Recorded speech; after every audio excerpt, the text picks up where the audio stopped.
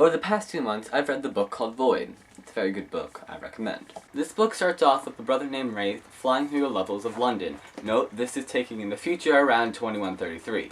So he's flying through London and picks up a ganger named Kez. So then he arrives at the place where he's going to meet his sister. Raven is a hex, a mixture between human and technology. This species of humans has the potential to be the greatest hackers of all time. As you can see, these people can pose an immense threat on a world that is dependent on technology. So of course, the government, being the smart people that they are, passed a law of the extermination of all these people, even though it was their scientists who created the gene. Basically, the mini plot that you start off with is these two brother and sister coming together to check up on their sister. So it's basically like, hey, what's up, how you doing, you're alive? Okay, cool, bye. That's basically more of the immediate plot. The overall plot is the destruction of government, which has been persecuting this entire race of species for like ever, blah blah. So basically the main characters are Wraith, Raven, Kez, the random ganger they pick up, Allie, the super rich bitch who now has become part of their group, and a few other people who are kind of important but don't really matter. Wraith is the more sympathetic and moral one, the one actually caring about the entire group's safety as a whole. Raven's character is very interesting and has multiple levels, just as this lady of London was described. Deep, I know, right?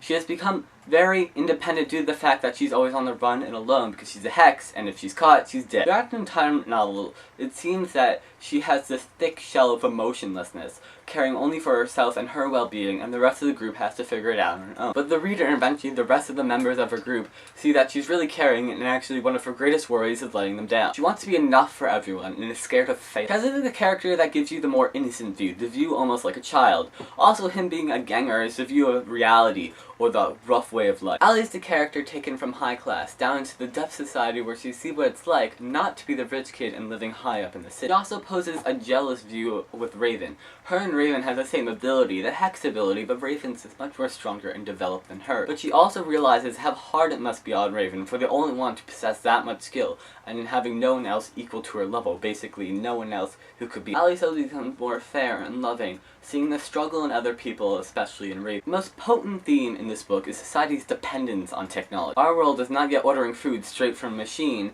and forgetting the use of pencil and paper, but we're slowly moving everything online. Now the book, and like myself, are not trying to say that technology is evil and should burn, but how when we're making things easier and more convenient, we're also more susceptible to danger. Also, the book has a theme of layers, in which comes up a lot. How the city is in layers, how the hex describes the net as layers, how the characters have layers from the outside in, depth in society and people, how it's not just the outside glitzy view, but once you farther going down and down into it, you might find the more rough or real down. Also, the contrast between light and dark comes up a lot. The net is described as a city of light. Raven always wears black. One scene from the book says, her gaze lingered on the group for a moment, then, almost against her will, was arrested by a dark figure making her way slowly across the room.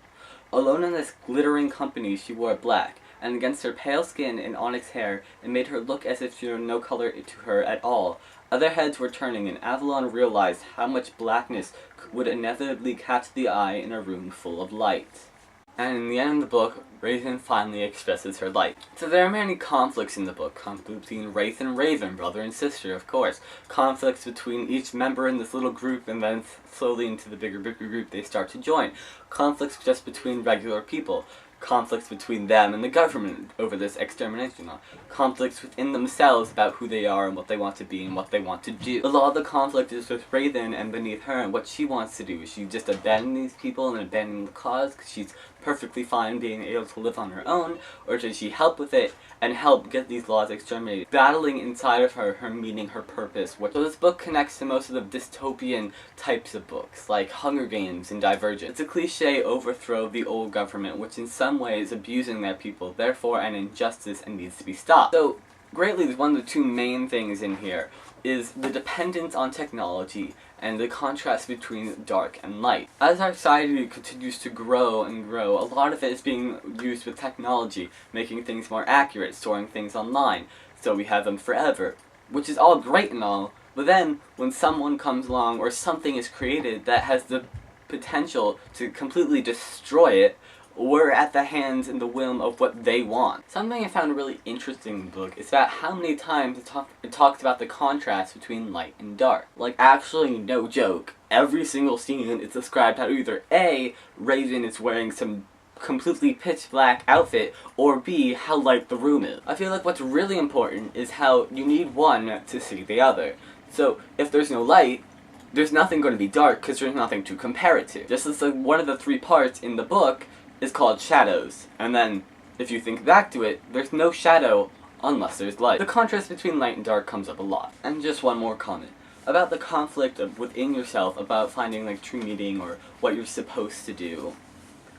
In here, in this one passage, it describes it wonderfully.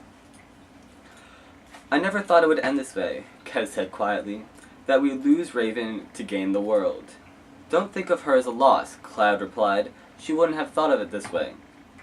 "Then how would have she seen it," Kez said, "as being the first of us to find her wings."